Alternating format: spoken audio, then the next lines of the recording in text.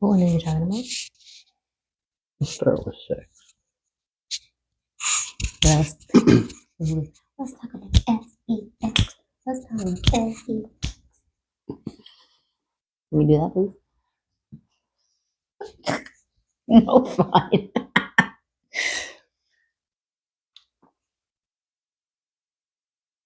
Sex. Sex.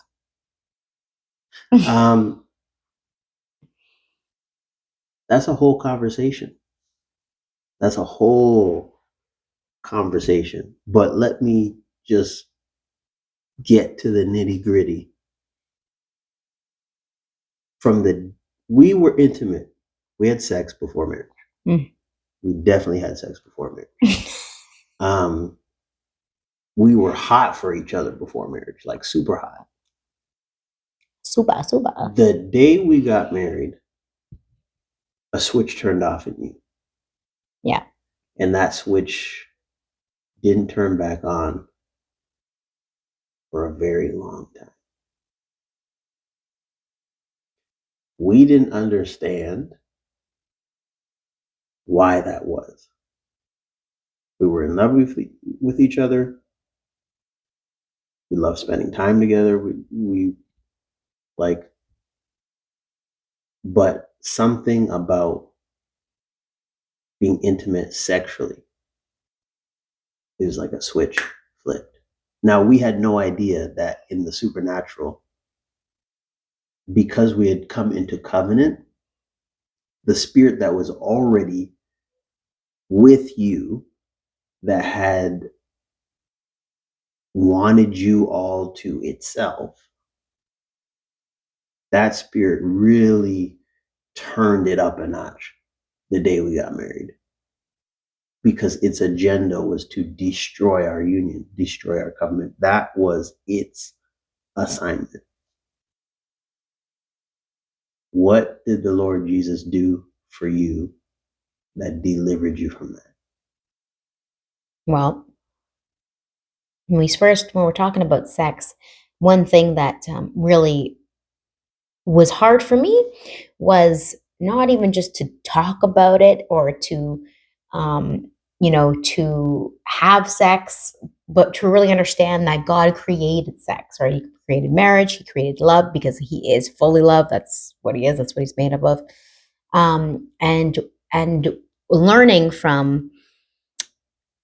that sex is a purity act that He created, that was manipulated and distorted and everything from the enemy when the fall happened. So God created sex in a marriage to be happily had. So some people are a little awkward about that, but that's the truth. But that was something I had to learn.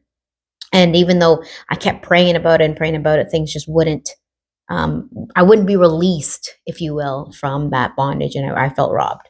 Because we were both sexually active with each other and with other people before we were married. And I think for you, because you had your perception of sex had been perverted it was from long before I even came into the picture. So by the time I came into the picture, it was all fine and dandy when we were outside of covenant. But the moment we stepped into covenant, it's like, oh, wait a second, we're in something pure now. So then the only perception you had of sex was yucky, was ucky. Oh, it was terrible. So that's what completely turned you off from it, because no, wait a second, I'm in something pure now, so I can't do something ucky in something that's pure. So you're, and this is where deliverance, even mentally, guys, a lot of women struggle with this. A lot of women struggle with this. It's like mentally, the perverseness of what sex was for them, it destroys the sex life in the marriage. And then for the man, for me, it did the opposite. Like, because I was being deprived, it was like I started looking for other ways, whether it was porn, and again, and that was before you anyway either. Masturbation, and then eventually an emotional affair. So yeah, sex life. we got to be open to talking about Yeah, and I think for women, like you said, it's a really big struggle for us, not only in a spiritual level, but in natural, because of all the stuff that we can lack. We lack estrogen, I believe is what it's called.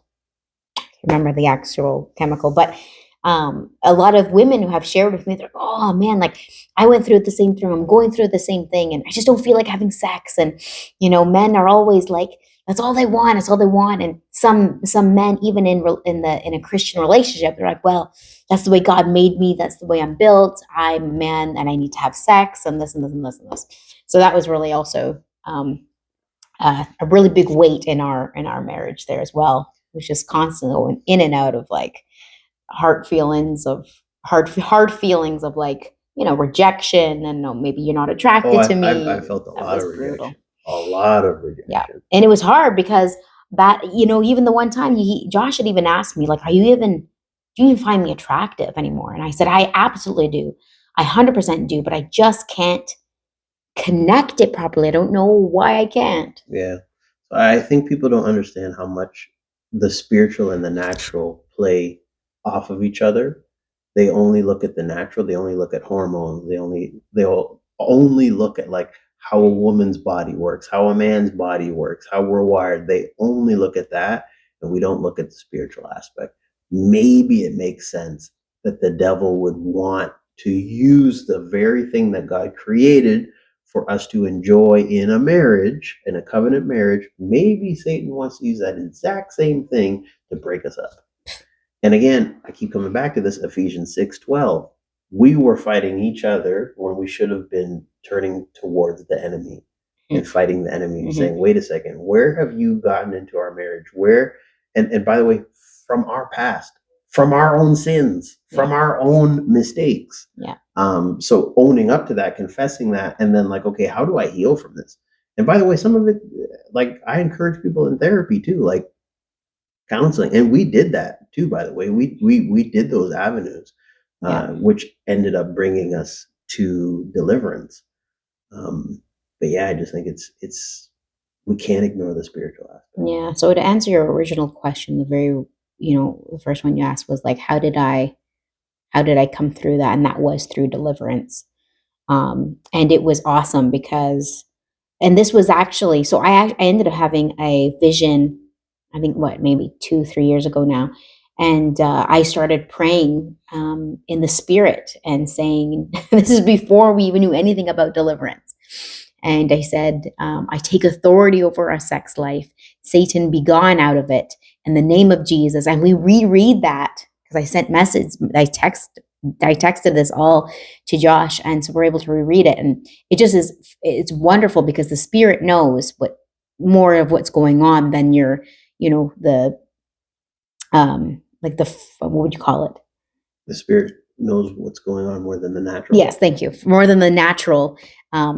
So it was just neat how like my spirit knew that before. And then when we started going through the deliverance process, I had to also do a little bit of work, but once that took place, it was like it started to lift off. Now, if we're going to be really honest, even now, like what I was delivered from was the distorted version of sex. And now I know how beautiful it is and how wonderful it is. In the natural though, and I'm sure as many women can attest to this too, like you still feel a little bit held back because, of lack of estrogen, lack of, I don't really want to do it. I'm so tired. That's just how things are sometimes. But I was 100% delivered from the truth of what sex really is. And that's a good point, because this is actually a great example. You got to work your deliverance.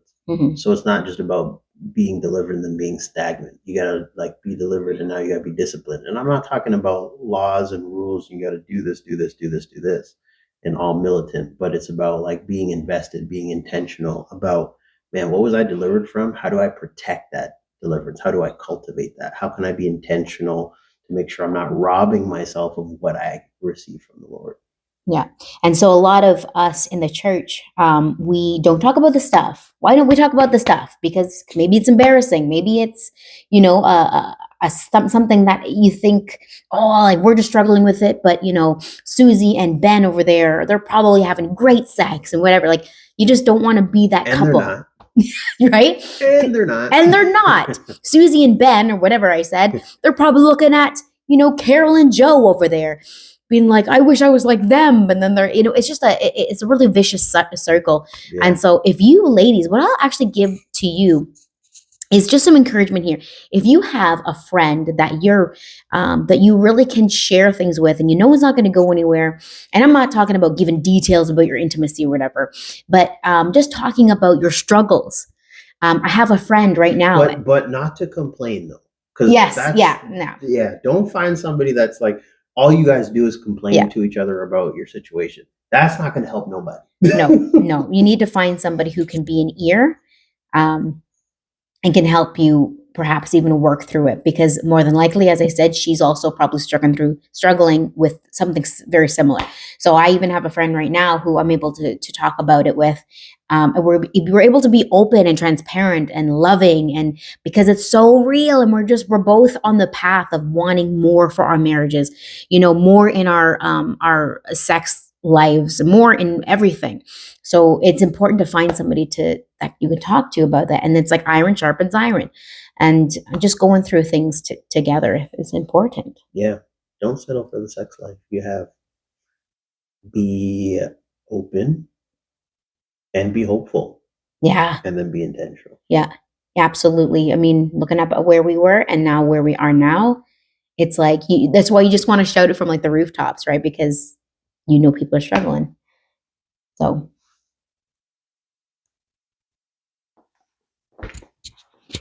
I was going to say, I'll count and do it. You're fine. You're fine.